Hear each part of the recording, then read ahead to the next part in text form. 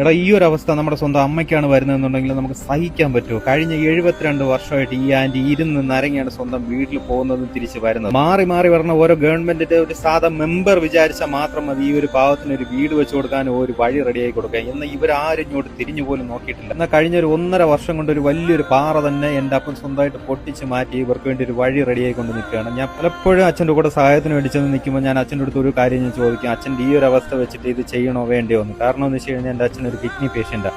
2 കിഡ്നിയും failure ആയിട്ട് ഡയാലിസിന്റെ സഹായത്തോടെ മാത്രം ജീവിക്കുന്ന ഒരു മനുഷ്യനാണ്. ഈ കയ്യിൽ കെട്ടിവെച്ചിരിക്കുന്ന തോർത്തിനകത്ത് ഫിസ്റ്റില എന്നൊരു സാധനമാണ്, അതിൽ വെച്ചിട്ടാണ് അച്ഛന് ഡയാലിസിസ് ചെയ്യുന്നത്. അപ്പോൾ ഇതിന്റെ ഒരു സഹായത്തോടെയാണ് എൻ്റെ അച്ഛൻ ഇന്ന് ജീവിക്കുന്നത് പോലും.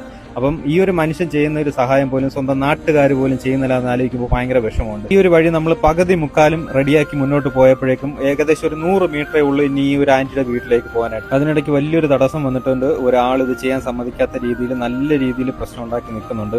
നമ്മൾ എന്തൊക്കെ പറഞ്ഞിട്ടും അവരത് മനസ്സിലാക്കുന്നില്ല. എനിക്ക് നിങ്ങളുടെ അടുത്ത് ഒരു ഒറ്റ റിക്വസ്റ്റേ ഉള്ളൂ, മാക്സിമം പറ്റുന്ന അത്രയും നിങ്ങൾ ഈ വീഡിയോ ഒന്ന് ഷെയർ ചെയ്യുക. അങ്ങനെയെങ്കിലും ആരെങ്കിലും കണ്ട് ഈ ഒരു പാവത്തിന് ഒന്ന് ആശുപത്രിയിലെങ്കിലും പോകാൻ പറ്റുന്ന രീതിയിൽ ഒരു ഓട്ടോറിക്ഷ ചെന്നെത്തുന്ന രീതിയിൽ കൊച്ചു വഴി അവർക്ക് വേണ്ടി കിട്ടട്ടെ. പറ്റുന്ന അത്രയും മാക്സിമം നിങ്ങൾ ഈ വീഡിയോ ഒന്ന് ഷെയർ ചെയ്യുക. സ്വന്തം ലൈഫിൽ വരുമ്പോൾ മാത്രമേ നമുക്ക് ഇതിന്റെ വിഷമം മനസ്സിലാവുള്ളൂ. ഓപ്പോസിറ്റ് നിൽക്കുന്ന ഒരാളിന് ഒരു അവസ്ഥ വരുമ്പോൾ നമുക്ക് വെറും കൗതുകം മാത്രമാണ്, അല്ലെങ്കിൽ നമുക്ക് വെറും കാഴ്ച മാത്രമാണ്. അതുകൊണ്ട് നിങ്ങൾ ദയവ് ചെയ്ത് പറ്റുന്നവരെ ഒന്ന് സഹായിക്കുക. ഇല്ലാന്നുണ്ടെങ്കിൽ ജസ്റ്റ് ലീവ് ചെയ്ത് പോവുക. ഒരു കാരണവശാലും നെഗറ്റീവ് കമന്റ് ഇടാൻ വേണ്ടിയിട്ട് ഒരുത്തനും ഇതിനകത്തോട്ട് കയറി വരരുത്.